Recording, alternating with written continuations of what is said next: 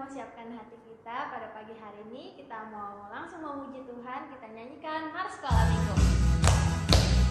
Mau pakai gerakan ya.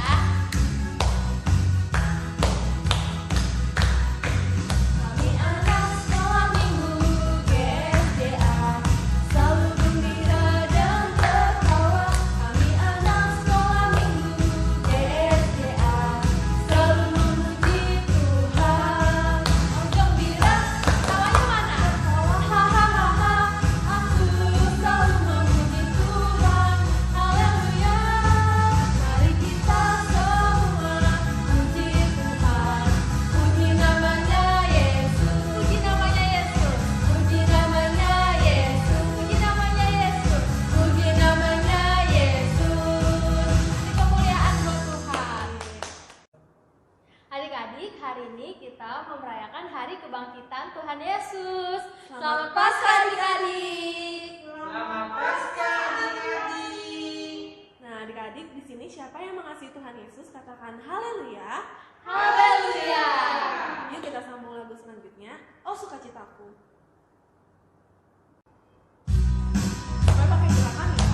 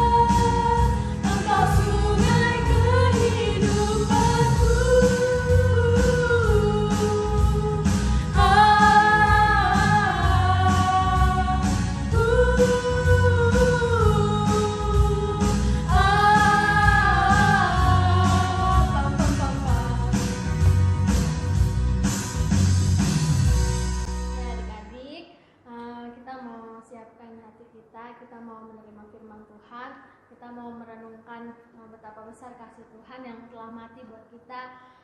Kita mau menyanyikan pujian Yesus Sahabat.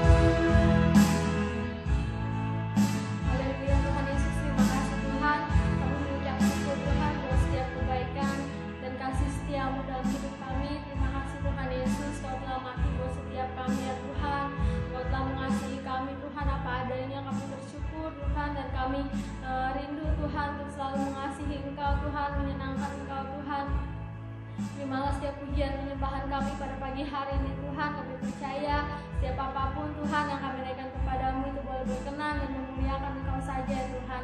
Sementara anak-anak sekolah semua akan mendengarkan firman-Mu, kiranya Tuhan memberkati supaya Tuhan apa yang menjadi firman-Mu itu boleh bertumbuh Tuhan dan berbuah lebat bagi kemuliaan nama-Mu. Terima kasih Tuhan Yesus, kami serahkan semua ke dalam tangan pimpinan Tuhan. Di dalam nama Tuhan Yesus kami sudah berdoa dan mengucap syukur. Haleluya. Amin.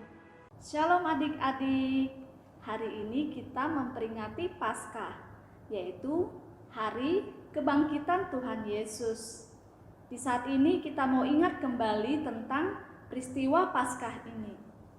Jadi pada mulanya Allah menciptakan dunia ini dan juga manusia. Allah menempatkan manusia di Taman Eden dan Allah menyediakan semua yang dibutuhkan manusia di Taman Eden. Namun Adam dan Hawa memilih untuk tidak taat kepada Allah, sehingga mereka berdosa dan diusir dari Taman Eden. Sejak saat itu hubungan manusia dan Allah menjadi jauh terpisah karena adanya dosa. Namun Allah tidak membiarkan hal itu. Allah membuat rencana keselamatan bagi manusia supaya manusia bisa kembali dekat lagi dengan Allah.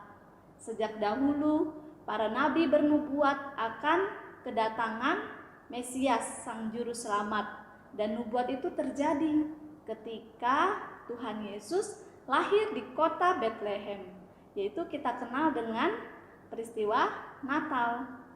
Tuhan Yesus selama di dunia ini melakukan banyak mukjizat. Tuhan Yesus menyembuhkan orang sakit, yang tadinya buta bisa melihat, yang tadinya lumpuh bisa berjalan. Bahkan Tuhan Yesus membangkitkan Lazarus yang sudah mati. Nah, Tuhan Yesus mengajar orang banyak dan menyatakan bahwa Ia adalah Allah. Namun para ahli Taurat dan orang Farisi tidak percaya kepada Tuhan Yesus, dan mereka malah menangkap Tuhan Yesus. Akhirnya Tuhan Yesus ditangkap, Tuhan Yesus disiksa, Tuhan Yesus dipaksa memikul kayu salib yang sangat berat. Lalu kepala Tuhan Yesus dikasih mahkota duri yang tajam. Tangan dan kakinya ditusuk paku, lambungnya pun ditusuk. Tuhan Yesus disalibkan. Lalu pada jam 3 sore Tuhan Yesus menyerahkan nyawanya. Tuhan Yesus mati di atas kayu salib untuk menebus dosa manusia. Seharusnya manusia yang mati karena manusia yang berdosa, karena upah dosa itu adalah maut. Namun Tuhan Yesus menggantikan manusia berdosa, sehingga menjadi jalan keselamatan bagi manusia. Manusia kembali bisa dekat lagi sama Allah. Nah, adik-adik, Tuhan Yesus mati dan dikuburkan di kubur batu. Lalu pada hari yang ketiga, Tuhan Yesus menyatakan kuasanya. Tuhan Yesus bangkit, Tuhan Yesus mengalahkan maut, Tuhan Yesus hidup kembali. Itu yang kita peringati hari ini, hari Paskah.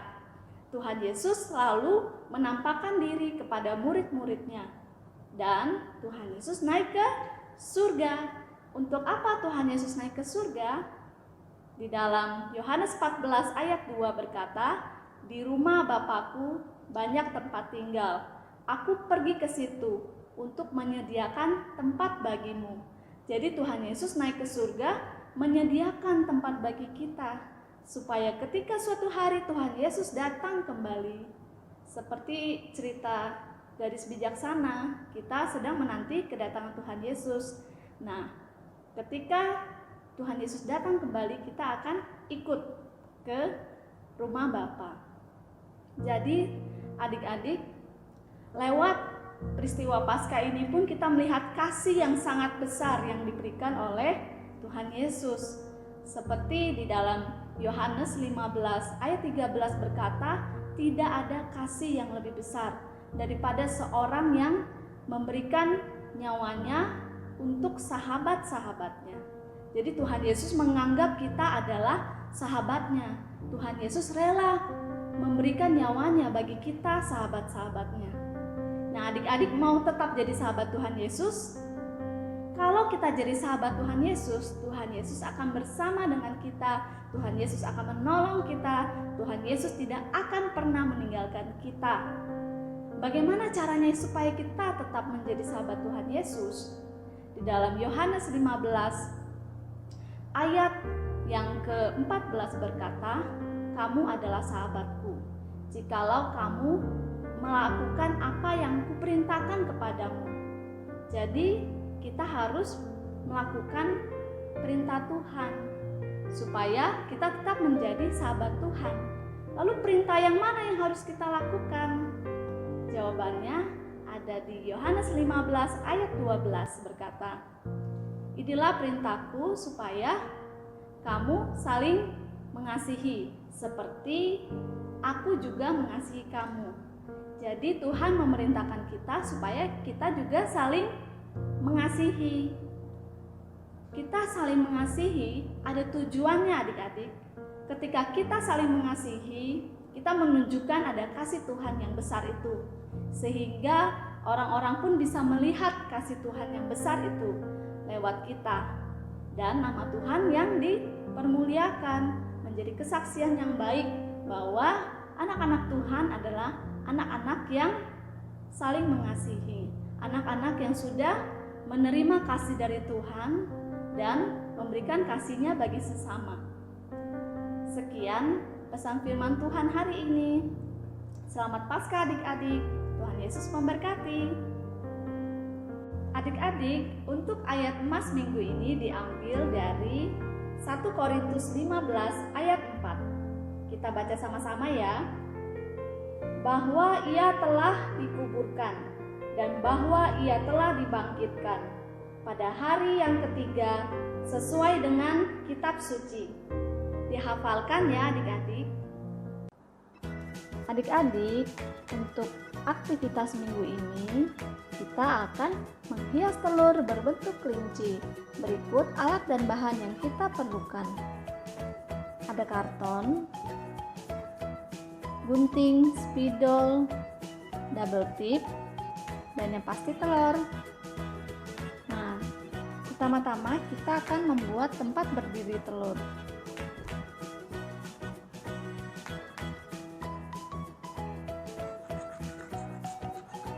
Kita gunting kartonnya.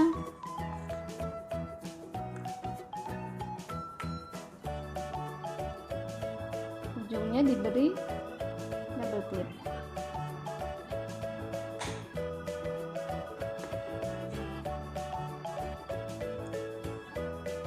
Nah, kita tuliskan Selamat Paskah.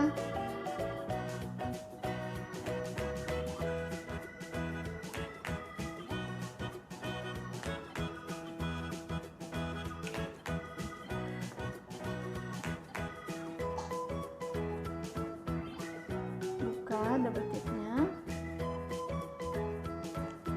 Sebelum ditempel kita ukur dulu apakah pas dengan telurnya. Telurnya kita berdirikan di atas karton. Sekarang kita akan membuat kupingnya. Kita gambar. Lebihin ujungnya dikit ya, nanti buat ditempel. Gambarnya satu aja. Kita lipat ini supaya nanti sekali gunting bisa dapat dua. Ukurannya sama.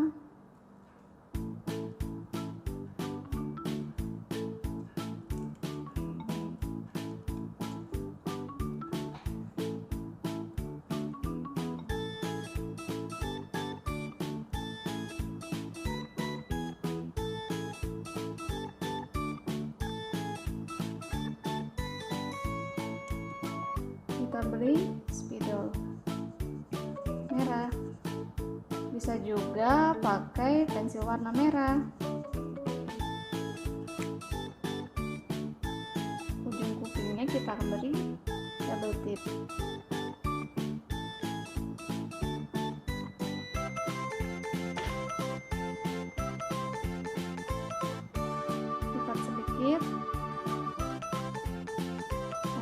lagi ke telur. Satu lagi juga sama.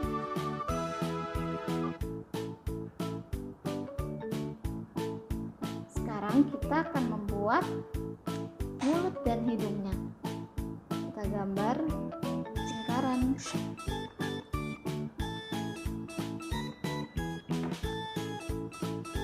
Lalu diberi gambar segitiga terbalik pakai warna merah. Ini adalah hidungnya. Dan mulutnya kita garis pakai spidol hitam. Setelah itu kita gunting.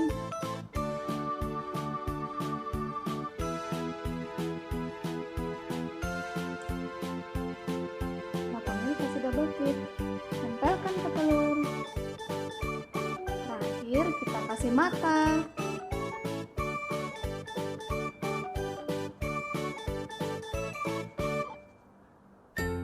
Jadi deh, gampang kan adik-adik?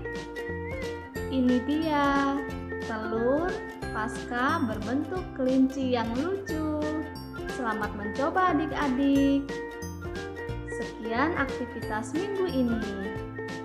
Adik-adik, walaupun tahun ini kita tidak bisa beribadah pasca di gereja, tapi tetap ada lomba menghias telur. Yuk ikutan! Caranya, adik-adik menghias telur di rumah masing-masing. Untuk model dan jenis hiasan, bebas sesuai kreasi adik-adik. Bisa seperti yang sudah dicontohkan, atau adik-adik membuat yang lain yang lebih bagus. Lalu, kirimkan foto adik-adik yang memegang telur yang sudah dihias, dan juga foto telur yang sudah dihias dari dekat. Lalu kumpulkan ke guru sekolah minggu fotonya aja ya.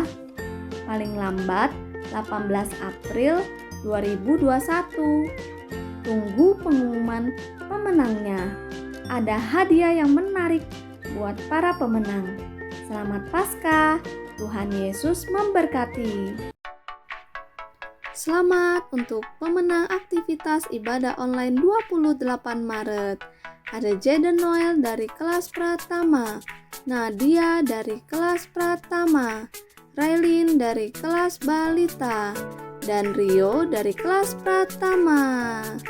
Terima kasih juga untuk adik-adik yang lain yang sudah mengumpulkan aktivitas ibadah online.